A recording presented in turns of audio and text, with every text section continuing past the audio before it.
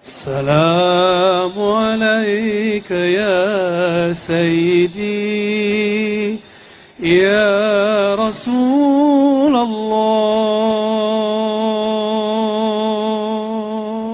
Assalamualaikum warahmatullahi wabarakatuh. Saya ijazahkan zikir maksurat, ya, maksurat terpendek 5 zikir. Orang yang baca ini, yang terakhir ini, subhanallah, ini tidak akan miskin seumur hidupnya. Baik, ini ada berapa waktu lagi? 5, 10? Baik, ini ada pertanyaan ya. Pak Lukman Hakim, Pak Ustadz, syukran materinya. Bagaimana realisasi ibadah mahdhah? Ibadah mahdhah itu ibadah murni dengan ghairu mahdhah, ibadah yang tidak murni. Contohnya ngaji ini kan ghairu mahdhah. Apalagi kita kerja niatnya menafkahi keluarga, itu ibadah, Pak. Itu ibadah juga, disebut ibadah ghairu mahdhah, ibadah yang tidak murni. Apa yang kita harus lakukan dalam merealisasikan ibadah mahdhah dan ghairu mahdhah, ya? Di mana kebanyakan kami adalah orang awam. Nah, jadi beliau lagi bertanya tentang cara menerapkannya. Allah berfirman ya dalam Al-Qur'an, "Wa ma khalaqtul jinna wal insa illa liya'budun." Masih ingat ayatnya? Tidaklah aku ciptakan jin dan manusia kecuali untuk ya'budun. Ya'budun secara harfiah artinya menyembahku. Tapi berkali-kali saya menerjemahkan ya'budun artinya mengenalku. Ibadah mahdhah, ibadah fisik kita dan kolbu, itu sholat, zakat, haji, umrah, sholat sunat, ya. Ibadah ghairu mahdhah ini ibadah yang isinya untuk mengisi rohani, tapi kadang-kadang fisik kita nggak kebawa. Dan perlu diketahui, kadang-kadang ghairu mahdhah itu secara kualitas lebih tinggi daripada mahdhah, kadang-kadang lebih wajib daripada mahdhah. Contohnya, ketika ada ta'lim, kita masuk masjid, mau tahiyatul masjid, lebih dahulukan tahiyatul masjid atau ta'lim? Tahiyatul masjid apa ta'lim? Tahiyatul masjid sunat nggak? Ta'lim itu wajib atau bukan? Wajib, cuma dia ghairu mahdhah. Wajib tapi ghairu mahdhah, gitu Pak. Nah, nanti bisa diterapkan semuanya nih ya, termasuk sholat syuruk. Tapi antum terserah ya, kita tidak paksa. Kalau mau sholat silakan, cuma kalau ngikutin ilmunya. Kajian masih berjalan, lalu syuruk masuk, nah, tinggal pilih yang sunat atau yang wajib, gitu. Itu nggak masalah ya. Terus apa saja yang kita niatkan untuk Allah, untuk membantu hamba-hamba Allah, keluarga kita kan hamba Allah, maka itu ibadah ghairu mahdhah. Apalagi kalau bapak ini kerja, niatkan saya nanti mau zakat dari kerjaan ini. Udah Pak, itu dari awal berangkat sampai bulan besok dapat gaji, itu semua dihitung ibadah, ya, dihitung ibadah semua.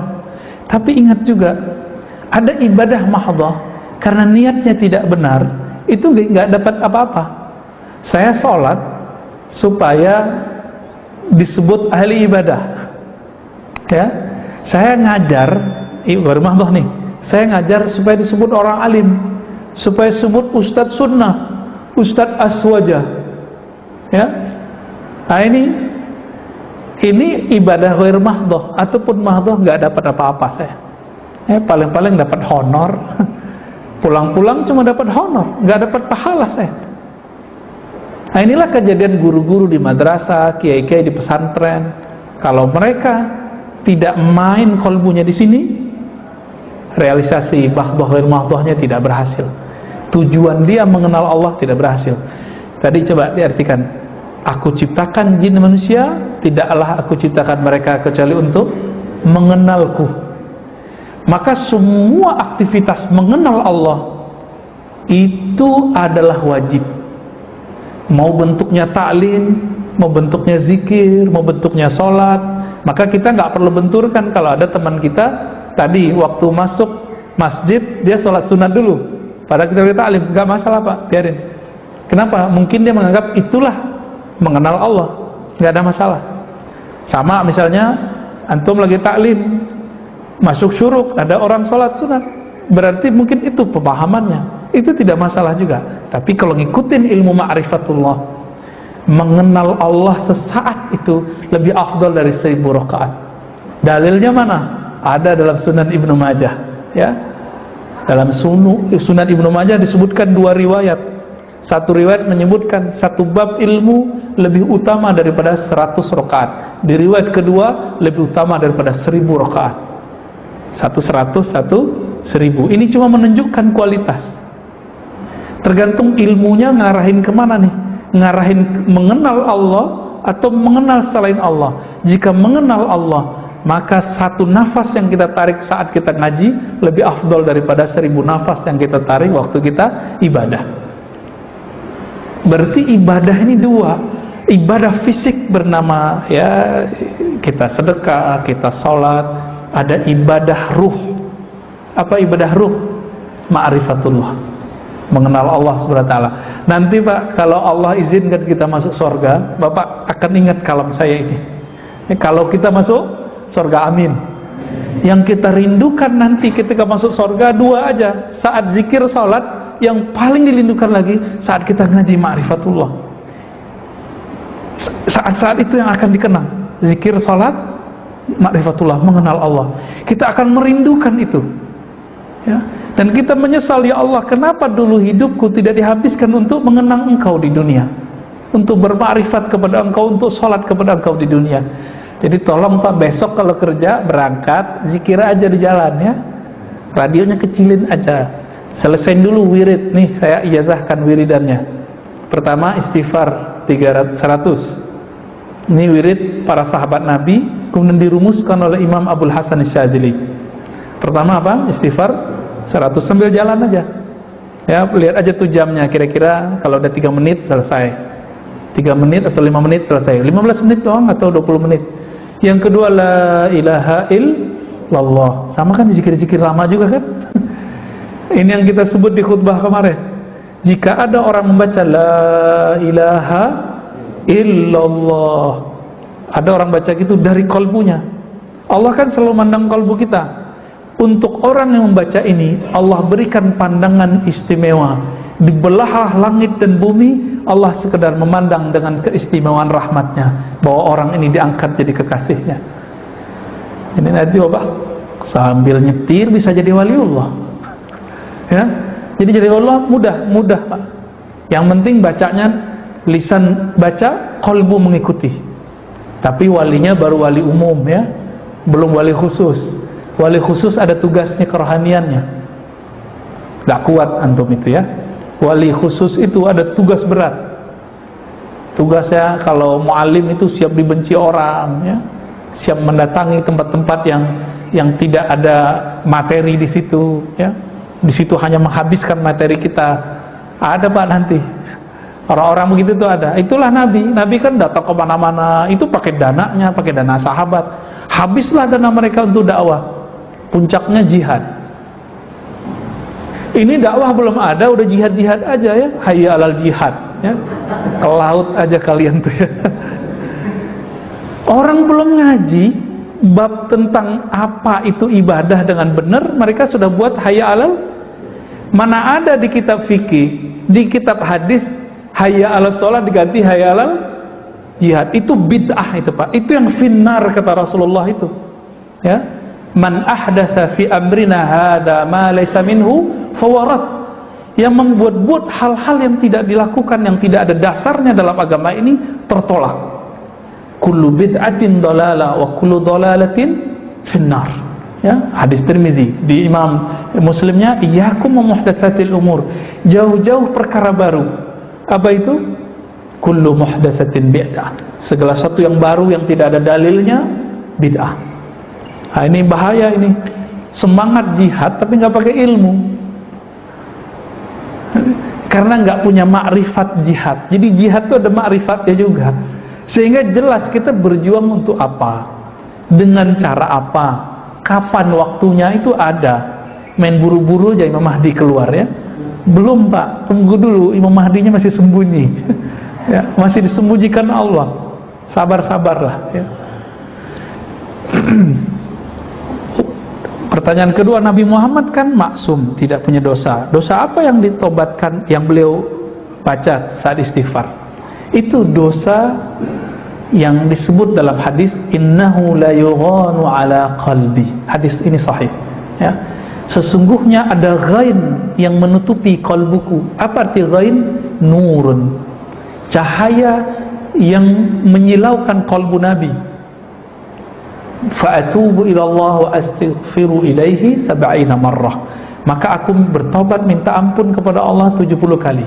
Jadi Nabi dapat nur ilmu, nur dibukakan alam langit, alam bumi Pak kepada Nabi. Ketika Nabi melihat itu, Nabi istighfar. Kalau kita kan pengen ya, penasaran ya ngelihat alam lainnya. Bener. Penasaran nggak ngelihat surga? Nabi ngelihat surga itu yang disebut ghaib. Nabi ketika dibukakan oleh Allah, tersingkaplah ini surga, ini neraka. Disebutkan dalam hadis Imam Tirmizi, Imam Bukhari. Ketika Nabi lagi mimpin sholat, tiba-tiba beliau maju ke depan dan tangannya kayak memetik sesuatu, tapi tiba-tiba beliau mundur, kayak ketakutan sesuatu. Ketika sholat beliau cerita, tahukah kalian kenapa aku maju dan ingin memetik sesuatu? Aku melihat ada pohon-pohon surga dan buah-buahannya. Tiba-tiba aku ingin metiknya. Lagi sholat tuh. Coba kalau imam kita begitu kan, sholatnya nggak selesai-selesai Pak. Tiba-tiba dalam waktu sekejap berubah. Allah ganti yang dilihat Nabi adalah neraka. Maka beliau mundur. Nah, Nabi memandang itu tersilaukan oleh akhirat. Ini yang disebut ghain. Maka Nabi minta ampun karena beliau sempat terobsesi ngambil buah-buahan surga. Itu aja Nabi istighfar ya. Kalau kita pengen surganya ya, maka istighfar kita masih jauh di bawah istighfarnya Nabi Sallallahu Alaihi Wasallam. Kira-kira begitu. Jadi Nabi tidak ada dosa fisik, udah nggak ada. Yang meyakini Nabi berdosa, dosa kecil, itu Syekh Ibn Taimiyah. Maka dibantah, masuk penjara beliau di zaman hidupnya. Dalam kitabnya Majmu' Fatawa beliau mengatakan Nabi terpelihara dari dosa besar tapi tidak dosa kecil. Ini kekeliruan besar beliau, dikritik oleh para ulama. Pertanyaan terakhir, Ustaz, maaf tadi Ustaz mencontohkan kisah wanita yang hina ya, dan seekor anjing yang mendapatkan rahmat. Apakah kejadian yang akhir-akhir ini sedang viral, seorang artis yang mengenal ulama besar bisa masuk ke kategori ini? Kira-kira gimana Pak? Pertama, wallahu a'lam. Tapi kenapa Nabi menyampaikan hadis tadi? Karena itu akan terjadi setiap masa Pak. Setiap masa ada perempuan yang begitu nggak? Setiap masa ada ahli fikih yang ganas nggak? Ada. Tapi kalau dia main-main sama neraka, saya juga takut juga Pak. Ya, dia bilang apa tentang neraka?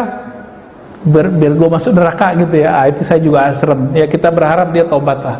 Kita juga tobat. Pintu tobat kan masih terbuka. Ya, masih terbuka. Jangan deh ngomong-ngomong begitu, bahaya. Ya.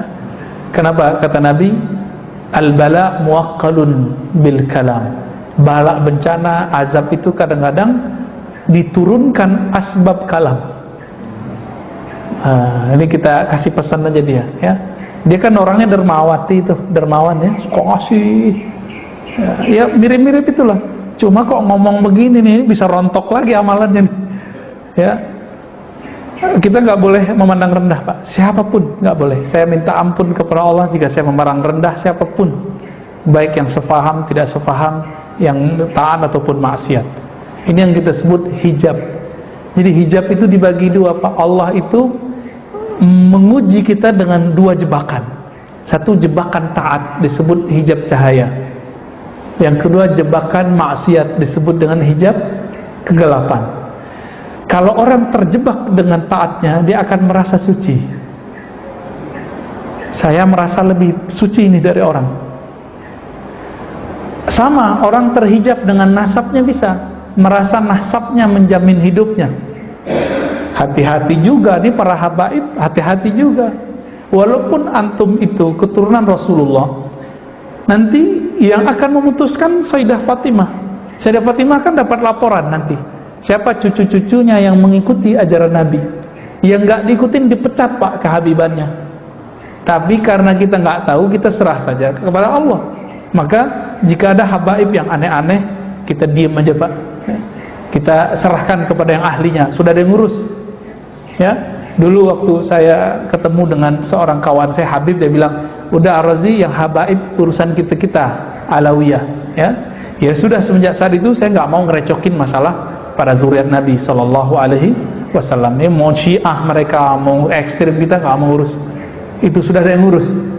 Jadi bapak ibu tolong jangan nyinyir kepada zuriat Nabi. Ya, kenapa? Kan mereka punya nasab. Nasab Nabi ini jaminannya langsung dari Rasulullah Sallallahu Alaihi Wasallam. Kullu nasabin in qata'a ila nasabi. Semua nasab terputus kecuali nasabku. Itu jaminan dari Nabi. Paling kita 4 buyut ke atas. Kalau mereka sampai ke Nabi Adam bisa dikejar pak. Itu ajaibnya. Maka jika ada zuriat Nabi yang aneh, cukup tidak disenangi perbuatannya, jangan pernah ta'nun fin nasab, meragukan nasabnya. Tolong, ini adab kita ya. Baik. Cukup? Ya, fadal. Mengenai kita ada pendapat melihat diri kita itu hakikat, tapi orang lain hakikat. Itu maksudnya gimana? Iya. Mungkin barangkali pertanyaannya tadi tentang melihat diri hakikat ke orang lain, syariat itu mungkin ayatnya surat Zariyat juga itu ya, wa fi anfusikum afala tubsirun. Di dalam dirimu, wa fi, kan di dalam dirimu, apakah kamu tidak memandang? Tubsirun. Nah, ini yang disebut pandangan tadi, hakikat ya.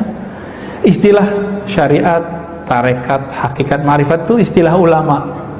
Kalau bahasa kita sederhana ya, syariat itu pakaian tubuh, tarekat itu latihan jiwa, hakikat itu pencapaian kolbu, ma'rifat itu kebahagiaan ruh. Ma'rifat itu ilmu artinya. Ilmu, maka disebut ma'rifat. Untuk apa orang berlatih zikir? Supaya dapat ilmu. Untuk apa orang ngaji? Supaya dapat ilmu. Semuanya itu dapat ilmu. Jadi tidak salah istilah begitu ya. Ada lagi? Tadi itu baru 2 saat yang tadi dikasih baru apa? Oh iya, zikirnya ya. Astagfirullah 100 kali, la ilaha illallah 100 kali. Yang ketiga, salawat 100 kali. Yang pendek aja, sallallahu ala Muhammad. Pendek ya, nggak usah dihafal-hafalin. Kalau lebih bagus, Allahumma sholli ala Muhammad wa ala ali Muhammad. Boleh pakai Sayyidina Muhammad, boleh tidak. Yang ketiga, yang keempat, subhanallah wa bihamdihi subhanallah al-azim. Orang yang baca ini, yang terakhir ini, subhanallah, ini tidak akan miskin seumur hidupnya. Tapi berzikirlah ini bukan karena takut miskin, tapi karena ingin mendekat kepada yang maha kaya, Allah subhanahu wa ta'ala. Minimal perasaannya nggak merasa miskin walaupun hidupnya sempat susah ya. Itu subhanallah bihamdi subhanallahil azim. Nanti di lain waktu kita syarah. Jika waktunya banyak, tambahkan ya latif 129 kali. Ya latif, ya latif, ya latif ya, bisa dihitung pakai ini. Ya latif, wahai yang maha halus, yang maha lembut takdirnya, kudrah iradahnya. Nah, itu ijazah yang saya dapatkan dari masyayikh kita untuk zikir pagi dan sore. Nah, itu yang saya amalkan pak, pagi kalau pulang pengajian, pulang subuh, itu di rumah, khusus di rumah saya amalin itu, supaya di rumah kita bercahaya. Kalau nggak di kendaraan ya, supaya kendaraan kita ikut bangga. Jadi dimanapun tempat kita berzikir, itu tempat itu nanti jadi saksi. Dan mereka mengatakan, wahai benda-benda selainku, saksikan bahwa aku sedang ditempati oleh orang yang berzikir. Begitu dalam riwayat Imam Ibnu Barak dan hadisnya hasan. Semoga kita termasuk yang mereka banggakan itu. Amin. Dengan ini saya ijazahkan zikir maksurat, ya, maksurat terpendek 5 zikir, astaghfirullah, la ilaha illallah, sallallahu ala Muhammad, subhanallah bihamdihi azim, ya latif, sebagaimana saya diijazahkan guru-guru kita, ya, ala hazinnya wa lima syekhina al-fatihah.